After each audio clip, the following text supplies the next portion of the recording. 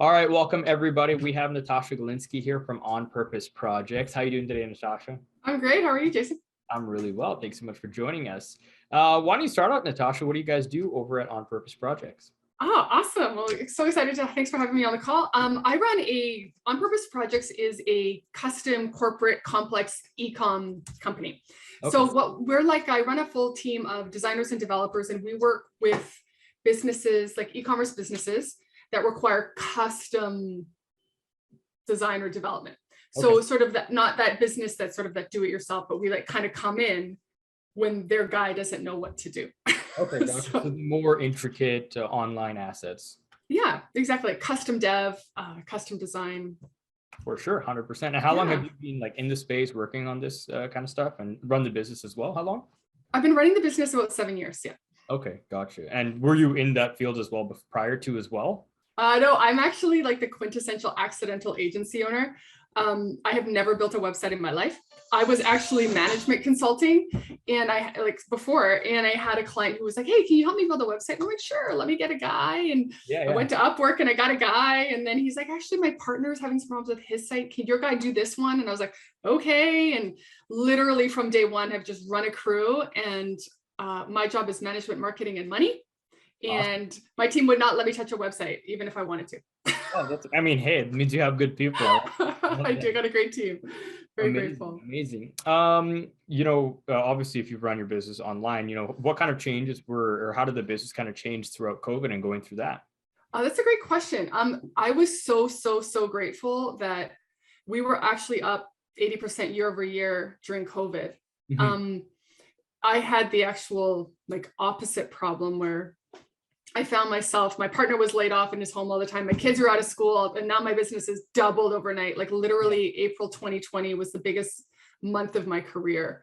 All of a sudden, jobs that we've been following up with just hit because everyone was now in lockdown, right? Yeah. So we were slammed, and I spent most of my afternoons just in tears trying to keep it together with all my kids home. And it's like, but no, gratefully, thankfully, I was able to hire people, and we grew during COVID. So thankfully, grateful for that. 100%. Yeah. Sounds like you had a really busy household during those 2 months for sure. Oof, it was hard. Yeah. It was hard. Yeah. And now of the things that kind of changed throughout the pandemic, what have you guys continued to do or stopped doing or like flexibilities you made with clients during that time? Like how have things transitioned now? Honestly, like I kind of have a joke that I've been in quarantine for like 10 years. I've worked from home. I worked from home for 10 years. My entire team is remote. All my clients are remote. I've never actually physically met a client. Yeah, I mean, it's just the nature of my work. Like I've built my business around my kids. So I was always like, for me to go somewhere was just taking extra time. So like from the beginning, I set it up where everything we do is remote. I have a team locally and I've never even met them, like a bunch of people who work with me and we've never even met, so honestly, like my operations didn't change at all during the pandemic. If anything, I just had to get a lot more strategic about the kind of clients I would take. Like we got way more niche and way more picky. Absolutely, yeah. Just because like having had a crazy 2020 and literally had like a nervous breakdown, I was like, okay, I'm not willing to I have to do this smarter, right? Absolutely. So I also imagine with the types of projects you're taking on, these probably take a fair amount of time to complete, right? Yeah, it's really complicated. Yeah, it's tricky. Yeah, so making sure you're really specific on which clients you take on, the right types of contract, exactly. Proper onboarding and everything for them is probably super key for long term. Exactly. Yeah, for sure. We had to really niche it down to make sure that we were working with our best fit client, for sure. As you guys scaled that much over year, especially through the pandemic, were there like new systems and communications and other things you had to put in place with your team just to handle that volume more? We were pretty good. We were pretty skilled with tools like Slack and Zoom, and like we had already kind of had that all dialed in. The one thing that I feel I definitely had to tighten up my hiring process, because I made a few bad hires during that, because I had to hire fast, right? Yeah. And so I didn't vet as closely as I could have. So now we've really tightened up our interviewing, hiring, onboarding for teammates. I love that. No, but in that's terms of client operations, we were really good before. We're still really good. So that was okay. It was more about, when you make a bad hire, sometimes it's a very expensive mistake. absolutely right? So I had a couple of those where I hired someone, became highly recommended, turned out to be a disaster. And to have entire projects rebuilt from nothing, paying it out of pocket, like stuff like that. So I had to really learn, like, okay.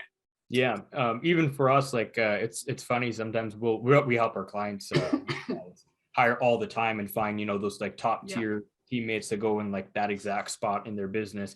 And our like the hiring process we help them with a lot of times is a longer one, so we make sure that we make the right selection.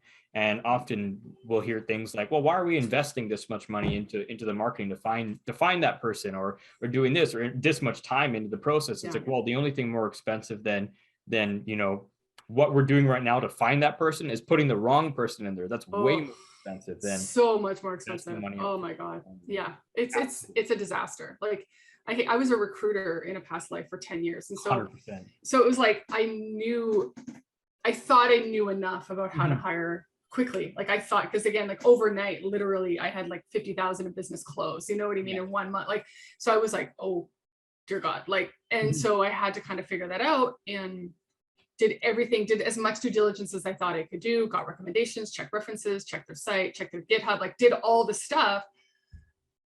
And even so, I found I still needed to add more layers to make sure that they could follow our system, work to our quality, like, yeah. But I'm sure that system is now stuck with you. So now you do have a great process probably for bringing up. We've improved a lot for sure. And one thing I learned is I get my team, because I'm not a tech person. Again, I'm more like, I've worked in direct sales for 20 plus years. I'm not a tech person. Like my cell phone, I think is like 7 years old. My kids laugh at me, but it's like, I brought my team in to really help me with that hiring process, where I get my developers to check their work and you know what I mean? Like they review their code and they do the interview and they like, so I've created this tech lead role on my team who is responsible, where I'll do like the personnel soft skill stuff, because obviously they have to work with me. So I have to like them. But in terms of the technical vetting, that is now a whole other thing that we've added, right? Yeah, that's hilarious. That's honestly kind of the way our firm even works now. Like we're looking at hiring out a new marketing side of things or new development. That effect. Often Derek will actually send me in to go chat with them. After done, exactly. The quick once over, just to make sure, they understand kind of what we want. He'll actually send them in to chat with me as well. Just that I have an agency background, so I could kind of get into a little bit with them. I love that. Yeah, awesome. Exactly. Natasha, what would you say is, you've been a business owner now for a number of years, what would you say is the biggest learning lesson since you've been a business owner? I've actually been self-employed since I was 15. I've never actually had a job. Oh, awesome. So I've run multiple businesses in my life. I honestly think the biggest lesson I've learned, and I think most like alpha driver personalities have to learn this lesson, is that we're playing the long game. 100%. Like it's not like, it's so cliche, but it's a marathon, not a sprint, right? And I don't know about you, but I have 3 kids, and when you have kids and family is a priority, that means you're going to be working less and maybe earning less, and like you're not going to, like I never work more than 20-30 hours a week, because I want to have time with my kids and drive to volleyball practices and music, like, and so you have to make that decision. It's okay. Like, I'm not going to be 40 under 40 at this point, but my family is healthy and we're connected and we have fun. And like, so you play that long game. But that's tough. That's a tough thing, 100%. When it's a tough call, but it's like, it's like measuring the metric of how's my family? Like, I'm really into fitness. So like, how's my health? Like making sure all those plates are spinning, not just your career plate. Right. And that's a tough one when you're a driver personality, but there's no other way to live. Right. What are you going to do? Sacrifice your family for your career? Like, absolutely. That's a bad call. That's a really great point. That's something that we even review with our clients a lot. Even they'll be a couple months into working with the firm, and I'll get on like our call just to check in how they're doing. And one of the questions I ask is, are you progressing with your business towards the end goal of like what you're actually looking for, right? If it's Yeah. that they want a commercial profitable enterprise that works without them, like, are you working towards that goal? If they just want to like maximize the amount of revenue coming out of the company in the next 90 days, it's like, great. You know, there's probably some things you're going to have to put on the back burner. You're not going to, you know, train for an Ironman and maximize the revenue. No, you can't have it all at once. That's what they tell you, right? Yes, you can have it, but not all at once necessarily. So that long-term focus for sure. That's a great point. I definitely empathize with that. I can understand. Yeah, that's a tough one. That's a mental game, right? That's the emotional intelligence of being an entrepreneur. Is like, oh, absolutely. That's a great point. Emotional intelligence for sure. Yeah. Awesome, Natasha. Any offers or best way for people to get in touch with you? Say somebody's looking for some help on a project, or even the type of projects that you're really passionate about right now, and best way for people. Sure. My team and I, we love like this. We don't exclusively work with social enterprise, but we love social enterprise. We love working, like, we were so grateful to have worked with like a local company that was like a fair trade coffee company in Vancouver, you know, and we were like so thrilled. And so we love, I mean, not that we exclusively work with social enterprise, but that's really our heart, is businesses that have that profit, planet, oh my God, people.